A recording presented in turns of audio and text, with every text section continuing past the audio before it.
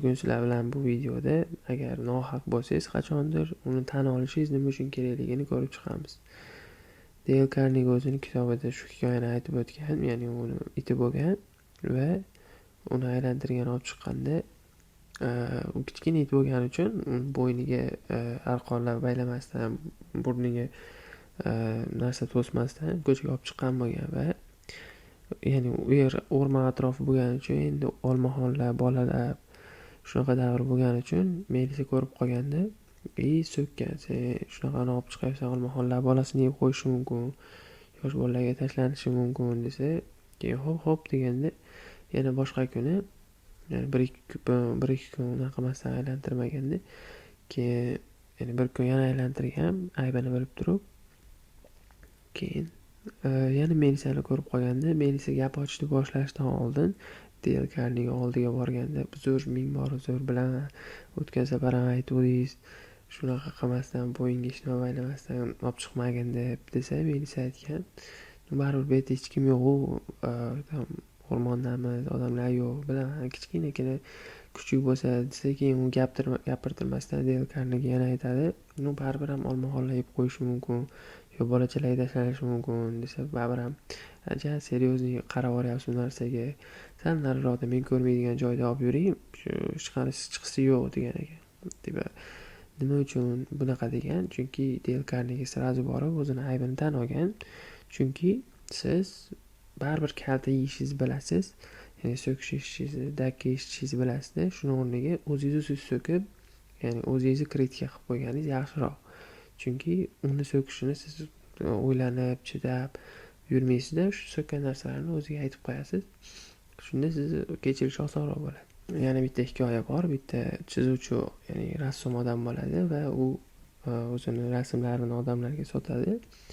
Va bir kuni o'sha xaridor gapiradi, misol uchun shuni chekasini yomon qilib qo'yibsan desa, u sirazu o'sha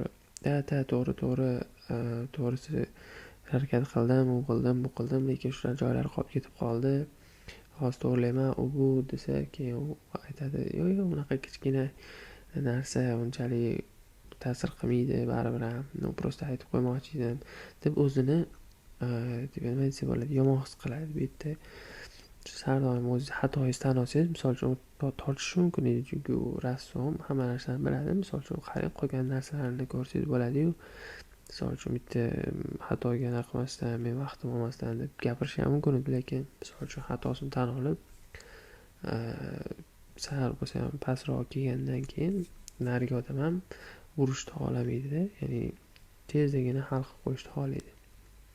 Yana oxirgi story bor, uni ham tezda aytib o'tib ketaman. Unda qanaqa bo'ladi? Bitta buxgalter hammaga oylik chiqarib berish kerak bo'ladi. Bitta kasal ishchi, ya'ni kasallar, misol uchun sababi borlar, to'liq oylik olmaydi ko'p joylarda. O'zi ko'p shunaqa to'liq olmasligi kerak bo'lgan payt adashib to'liq oylik berib yuborgan bo'ladi va o'sha odamga aytsa, keyingi oyligidan olib qolsam bo'ladimi desa, to'g'risi menga to'g'ri kelmaydi, finansiviy chatoq bo'lib qoladi desa, keyin aytadi, sirazu boshliqni oldiga kiradi. Boshliqqa kirsa, baribir u tushuntiradi, misol uchun men xato qilib qo'ydim, shunga bir oylik to'lig'ini berib yubordim desa, aytadi, bu uni menejerni aybiydi, qaramabdi shularga deydi. U aytadi, yo'q, meni aybim, men qildim desa, yo'q, ana ikkalasi turibdi-ku, shuni aybi ular ham qaramagan, u qanaqadir o'sha accounting menejerman, shunaqa bo'lgandan keyin aytadi, u meni aybim desa, oxiri aytadi, bo'pti, seni aybing ekan, to'g'rila shuni deydi. Keyin u o'zi boradi, shuni bo'lib pulni yechib yuboradi, o'zi bilan kelishib, shu bilan ham yo'q hal bo'lib ketadi. Hammasi, ya'ni uchalasi hikoyada ham nima qiladi? Hammasi o'zini aybini tan olib, shuni hal qilishga harakat qiladi. Misol uchun, ya'ni Principle 3 shu kitobda shu betidagi yozilgan narsalar. Agar nohaq bo'lsangiz, tezda uni tan oling va odamlarga ayting. Misol uchun shu ayb qilib qo'ygan bo'lsangiz.